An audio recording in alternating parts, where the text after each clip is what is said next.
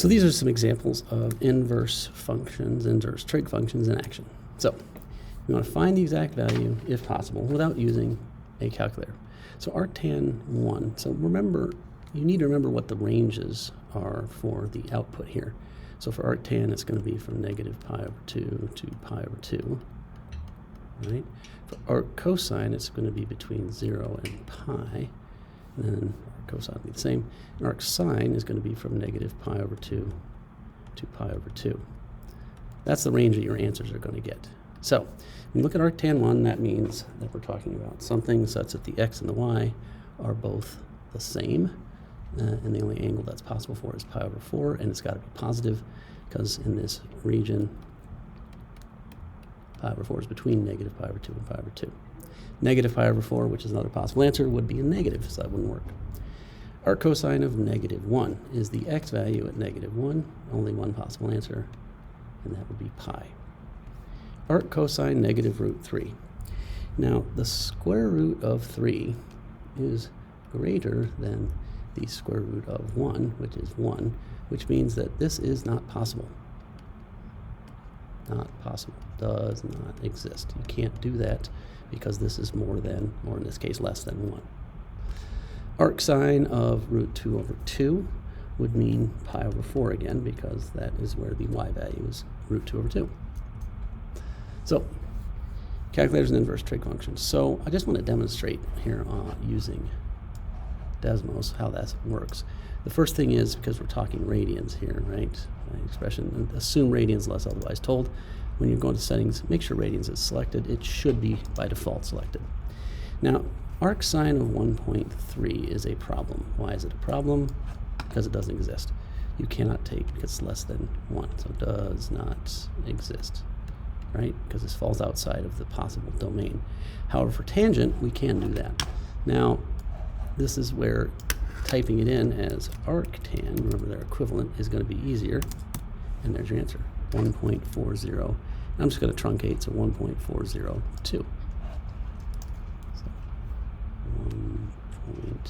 1.402, just like that. All right. Use an inverse trigonometric function to write theta as a function of x, which means I want to involve x, theta, and 10 in some sort of trig ratio, which would be the tangent, right?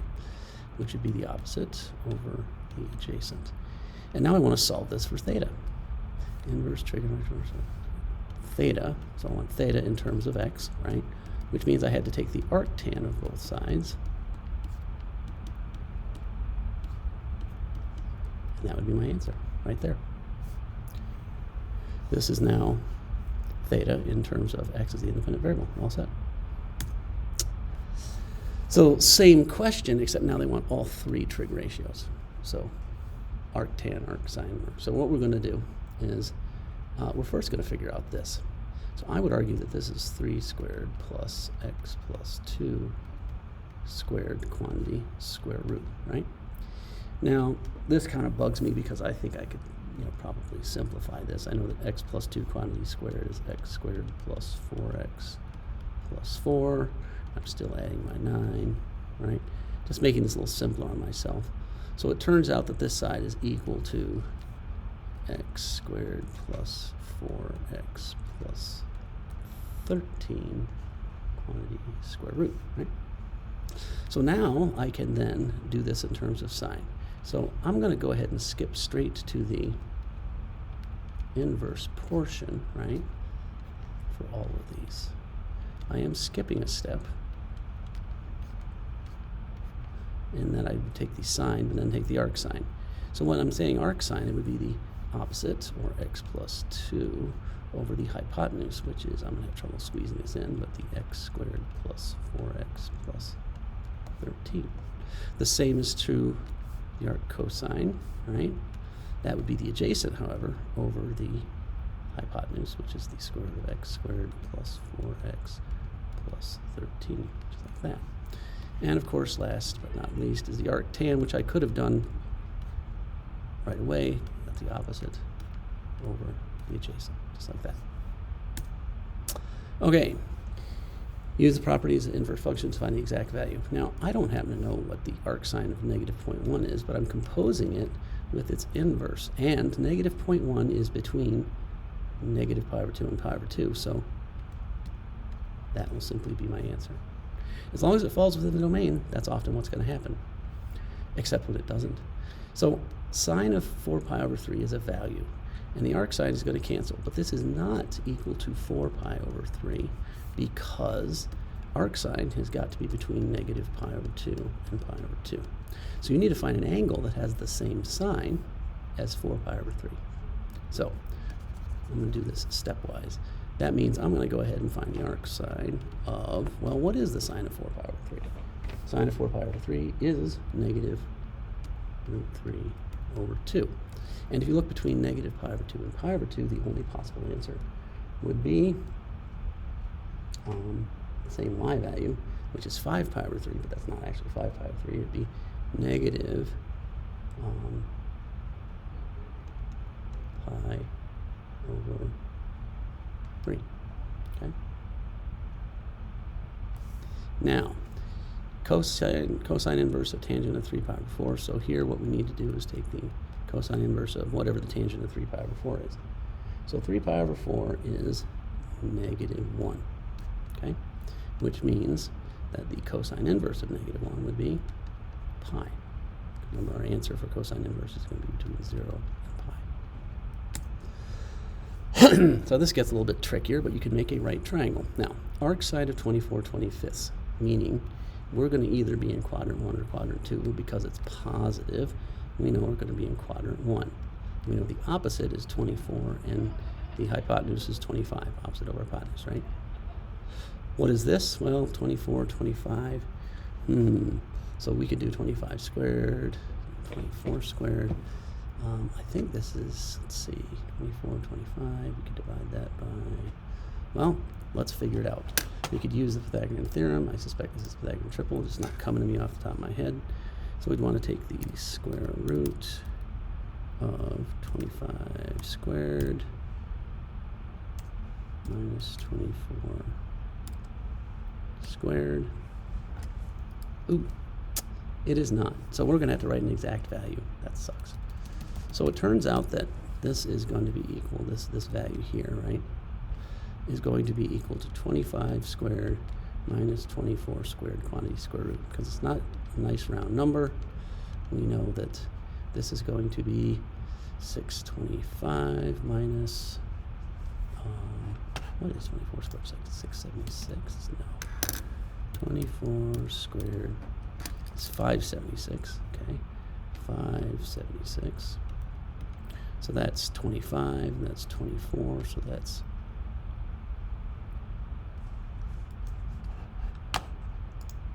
let's see. So 25 squared minus 24 squared is 49. Well, I'm dead wrong. I did something wrong otherwise. So it turns out this is 7, okay? So the cosine of this angle would then be equal to the adjacent over the hypotenuse, 7/25. The key thing is set up a triangle. Same idea here, arctan. Because it's arctan, it's going to be either in this quadrant or this quadrant. Because it's negative, it's got to be down here, which means that the y value is going to be negative and the x value is going to be positive. So it's opposite, right? Opposite, so that's the 12, and it's going to be negative over the adjacent. So this is indeed a 5, 12, 13, right? Triangle, 5 squared plus 12 squared, right? And now I want to take the cosecant, which is 1 over the sine. So the cosecant of arctan negative 12/5, right, is going to be equal to the opposite over the hypotenuse, but reverse. So the hypotenuse over the opposite. So negative 13/12. Just like that. So you can do the same thing in terms of x, if you'd like. So arctan x, okay. It says nothing except that this is positive. And by the way, that's the same as x over 1. The reason that's useful is because it puts us in the first quadrant. The opposite is x. The adjacent is 1. We can calculate this by taking 1 squared plus x squared, or x squared plus 1 squared, which is just 1, taking the square root, which means the sign would be x over the square root of x squared plus 1. Then you can just leave your answer like that. You don't have to actually rationalize it. That'd be fine. Key thing, setting up a right triangle. And here's another one, same idea. So arc sine. So we know that we're talking about, it looks like this is positive, so we'll put this in this quadrant, right? The arc sine, so there's my angle, right, would be the opposite over the hypotenuse, which means that this would be the square root of, there's no good way to do this, x minus h, the hypotenuse squared minus r squared, right? So then the cosine of this, cosine, let's move this over, give myself a little space to write here, would be, ooh, I've just done that backwards, my apologies.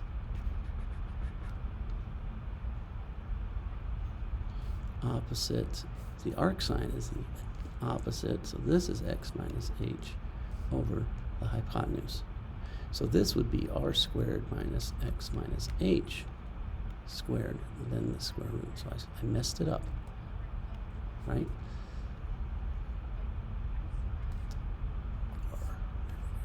Okay. So now when we do the cosine, it's still going to be over r, which makes sense because that's a hypotenuse. Otherwise, it wouldn't make sense because it should be over the hypotenuse, right? R squared minus x minus h squared. There's no way to guess at what this is. You have to do the setup, right? And this leads us to our last problem. What is the arc cosine of this? So what I'm going to do is, now cosine actually is going to be in quadrant 1 or quadrant 2, right? But this looks positive to me, so I'm going to go ahead and put it in quadrant 1. And I know that the adjacent is 3, and I know the hypotenuse is this whole mess, x squared minus 2x plus 10, right? So now what I'm going to do is I know that this is equal to the square root of, now I know that this, which I don't know, right, this squared is equal to this